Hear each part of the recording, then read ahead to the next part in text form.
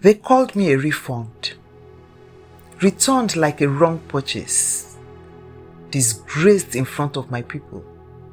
But pain has a strange way of birthing purpose, and the name they mocked, it became a brand.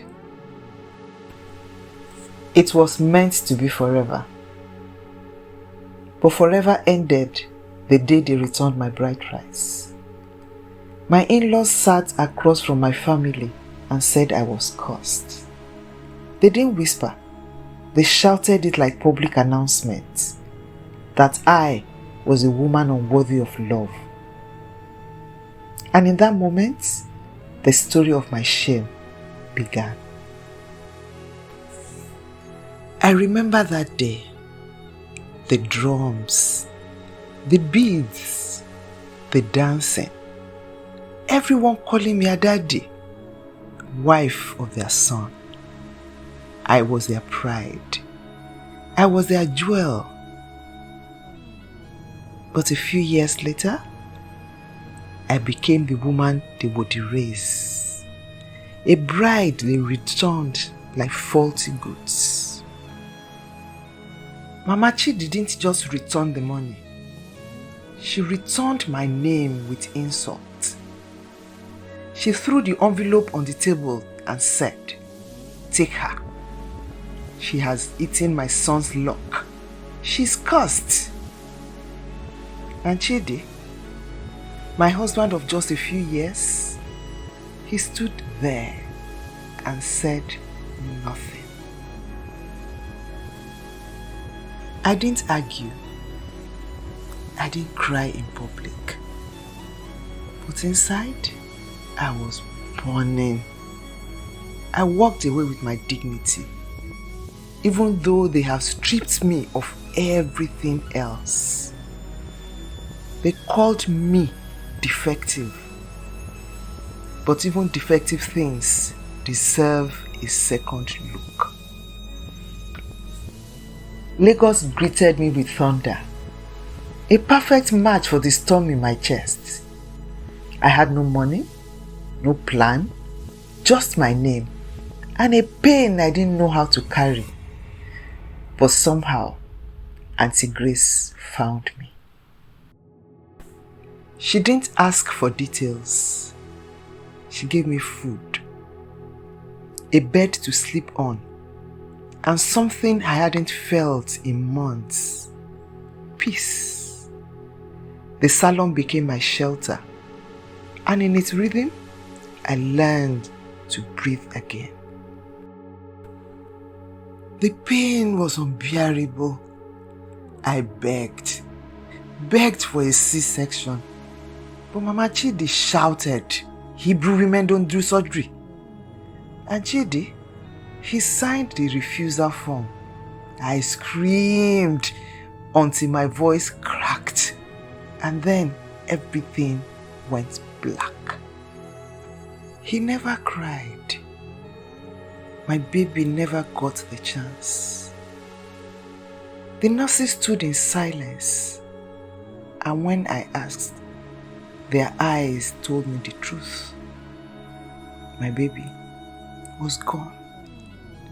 And Mama Chidi's voice was the only thing I could hear. She has swallowed my grandson. They didn't blame the refusal of antenatal or the signed rejection of surgery. They blamed me, the grieving mother, the bleeding woman. I became the reason. I became the curse. At the salon, no one asked if I was barren. No one asked about my womb. I was just Ezinne. No labels, no judgment.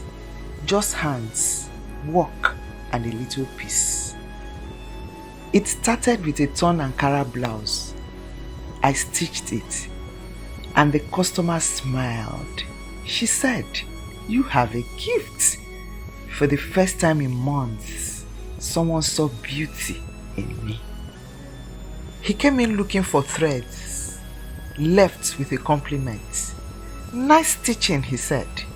He didn't see a woman returned like expired goods. He just saw a woman with hands doing something beautiful. That day, I hadn't eaten. I walked too long. I fainted right in front of his pharmacy. Obina carried me in, gave me water and said, "You shouldn't live like this." No judgment, just kindness. He asked me what my blood type was. I told him I didn't know. I had never gone for antenatal. Mama Chidi said faith was enough, said God would carry me through.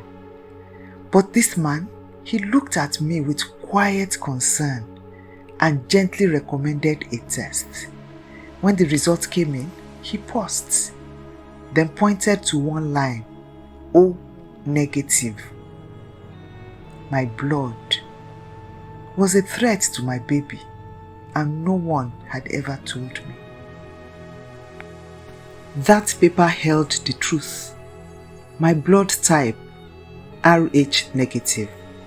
No antenatal, no injection. That's why my baby died. What nobody knew was that it wasn't my first stillbirth. I lost a child 3 years earlier. A miscarriage buried in silence.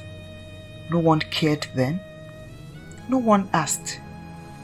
Because pain without proof is often dismissed as weakness. It wasn't a curse. It wasn't barrenness.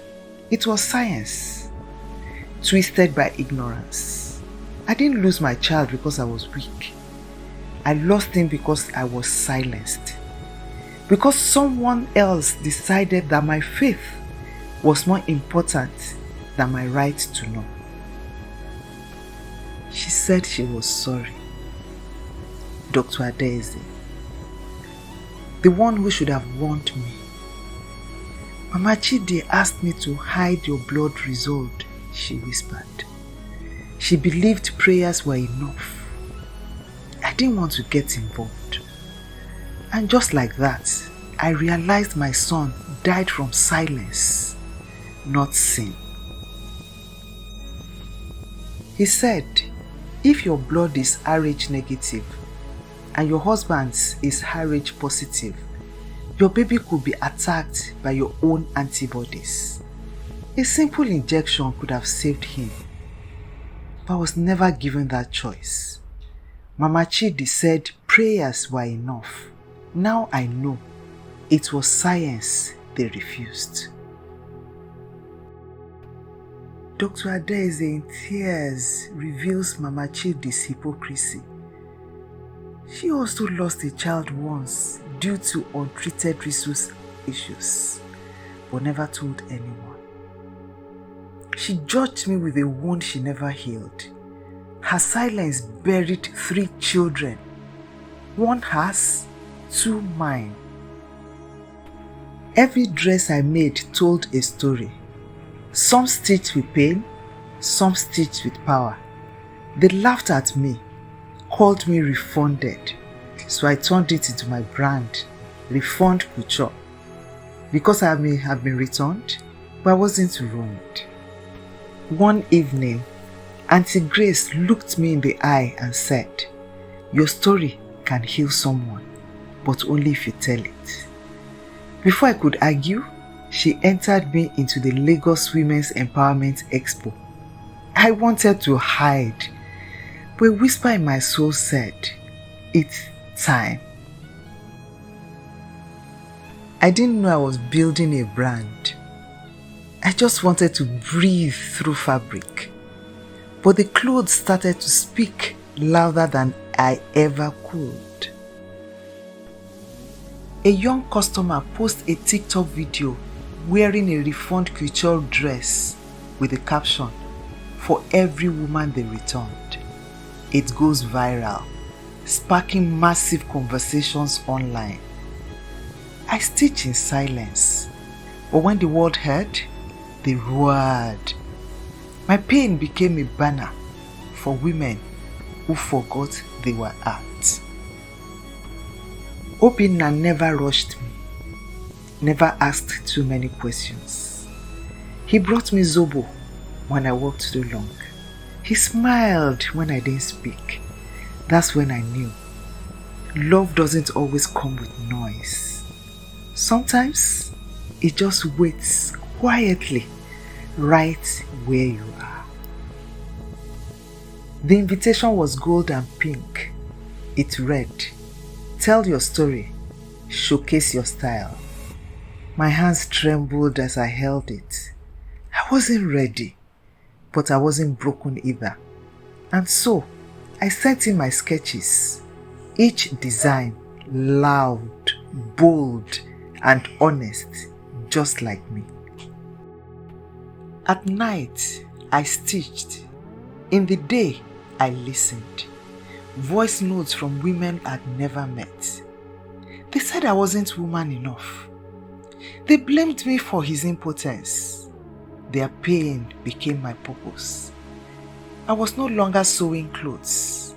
I was stitching testimonies into seams. By nightfall, my story was everywhere. The headline wasn't just about pain, it was about power. Returned like rags, risen like royalty. Women from Jos, Kampala, even London shared their own tales. It wasn't just my story anymore, it was a movement. Days before the expo, an envelope slid under the salon door. "Tell your truth or I will." No name, no threats, just a dare. And suddenly, my silence felt like betrayal.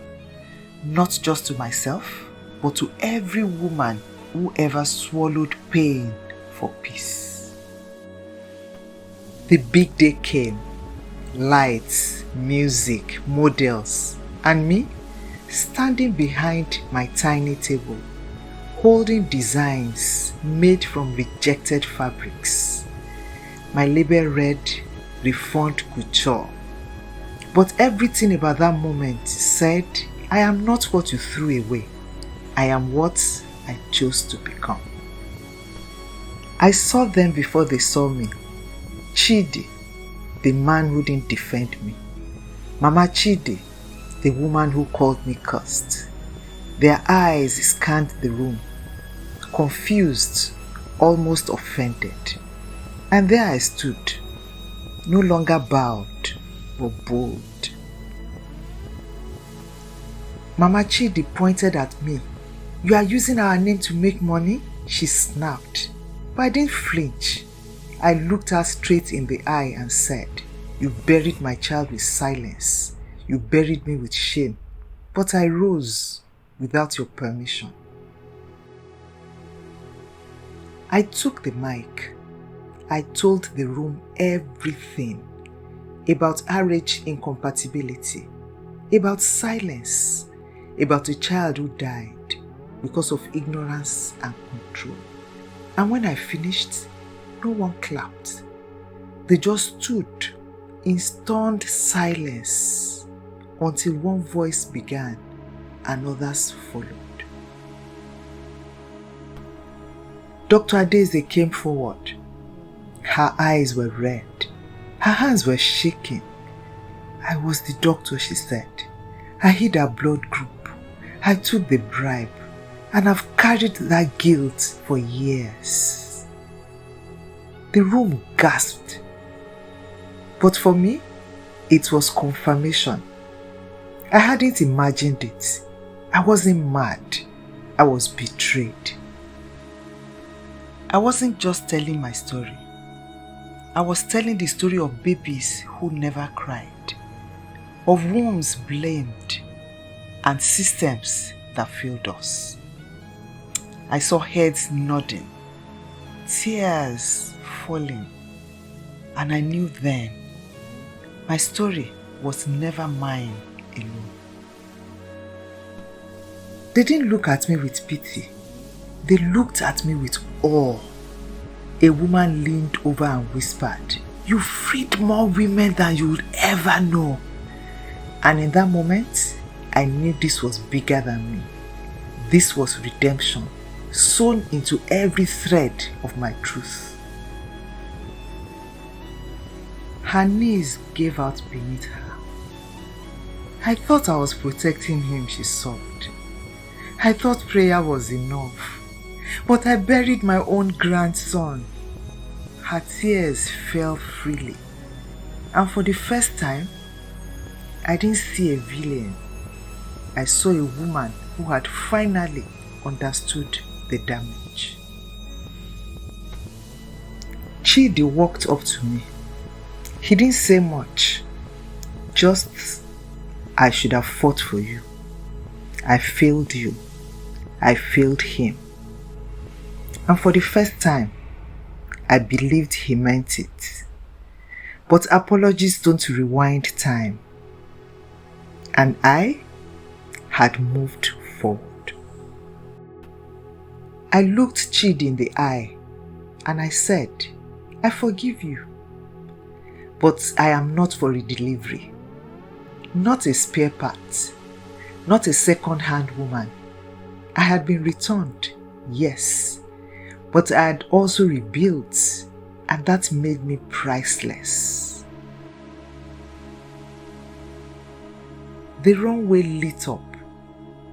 My models wore Ankara with strength. Backs turned to the audience, revealing bold letters stitched in gold. Returned, refined, reclaimed. And I wept.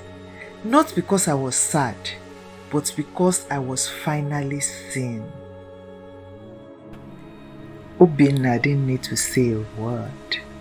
He stood in the crowd, quiet, steady, proud. Love doesn't always arrive with fireworks. Sometimes it comes like him, gentle, patient, with no demand to fix you, just a grace to stay. He had a ring. I saw it. But he never knelt. Not because he didn't love me, but because he understood. I didn't need another man to validate me. I was already whole. He didn't give me a proposal. He gave me freedom. There I was again, needle in hand. But this time, I wasn't sewing through pain. I was sewing a wedding gown. For a bride who knew her worth. For a woman who would never have to beg for love. A woman like me. The first bride we dressed, a girl whose fiancé once called her damaged. She didn't just say yes to him. She said yes to herself. And when she walked that aisle, she walked for us all. With my savings and one donor, I opened a small center for every woman returned, every girl rejected. They came broken, but left bolder, sewing their own names into a new story. They invited me to speak, not just as a seamstress, but as a survivor. I sat in that studio chair with my back straight. Not because the pain was gone, but because I had turned it into power. My bride price was refunded, but I paid it forward. In thread, in truth, in the stories of women who thought they were broken, until they stitched a life stronger than before.